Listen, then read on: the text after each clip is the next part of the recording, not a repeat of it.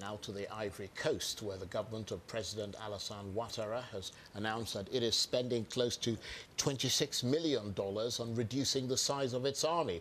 Last week, the Ivorian government said it was going to retire nearly 1,000 soldiers by January and around 4,000 in a voluntary redundancy scheme over the next 4 years. Well, now it's emerged that each one of those soldiers is to be paid around $26,000. That's after a year of army mutinies, which have already hit the government budget very hard.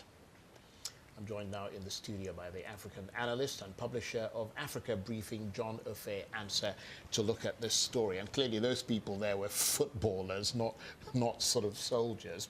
Nevertheless, that's a lot of redundancy to pay to a soldier in an African country, $26,000 each. Why has the government decided to do this? I mean, it beats my imagination why the government should resort to offer to pay such a huge amount just to get rid or prune the numbers of the army down. Okay, but what I think is that the army as it is present constituted was cobbled together,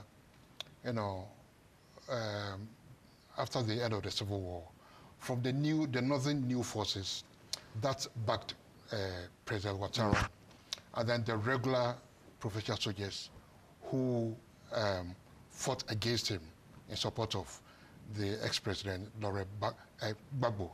Okay, so and I think it is, and again, ever since he became president, he's struggled actually to maintain control over the army as a whole. So I think it is a move, number one, as it's officially said, that to prune the number to acceptable standards. The army ran across, it's about 25,000 men, and he wants to prune it by about 4,400 men. Well, I understand that when he came to power, there were only 15,000 soldiers. I mean, he had to, as you said, compensate a lot of the fighters who fought on his side by, getting them into the army, and that sort of bloated it to 25,000. So this is basically, but also because you've got different factions in the army, this is basically a way of keeping those factions in the army from causing trouble. Exactly. Already they've caused, especially the new forces, those who are back in, caused a bit of trouble already this year. The latest, there was a series of mutinies. The latest in last May, when a group of them, about 1,000 of them, mutinied in the second city, Lagos city, Wake, over unpaid bonuses that was promised them. So the government had to pay them about $1,600, $1,200, $1,600 in order to quell that mutiny. So I suppose, sorry, go on. So I mean, the government needs to do this, just to bring some order, So basically, this money is being paid to put mutinies down. Exactly. Yes. But it still raises the question about where all that money is going to come from for a small West African country, because Ivory Coast, I mean, it paid the other lot you were talking about $20,000, I think, at one point each, to about 8,000 soldiers who brought the country to a halt earlier this year. That's a lot of money. I understand it borrowed some of that from the IMF, so in all likelihood, it'll possibly find the money for this redundancy. It doesn't, I don't see it portending well, though, if it actually goes ahead, because already last year, 2016, Cote d'Ivoire's economy was the best in Africa, the best performing economy in Sub-Saharan Africa. Now this year, owing to the fall in cocoa prices, and we shouldn't forget that Cote d'Ivoire is the world's biggest grower of cocoa. Yeah. But that problem of single commodity again. Owing to the fall in prices, it's affected government revenues. Okay, and again, it needs to bring down the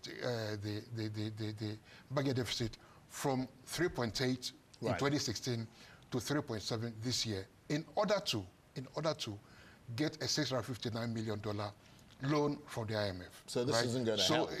And the amount is promised to pay, it's offered to pay the Sudan amount to about £110 million.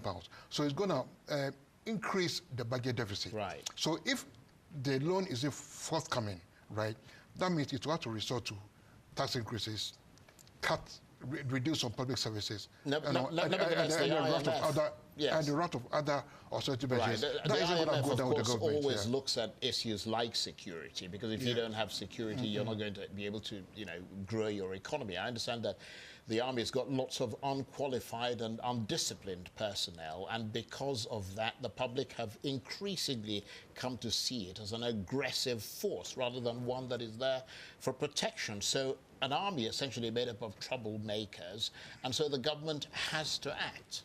Well, it needs to act, because if you have an army full of troublemakers, it does not augur well for the government. It makes the government insecure. So, I mean, we all know that any good government, any government has a backing of. If you lose the backing of the military, you're on shaky ground. So it needs to take, the president needs to take these measures in order to, secure, its mandate, if you like, So, but I think the IMF so far hasn't made any negative noises, about this move.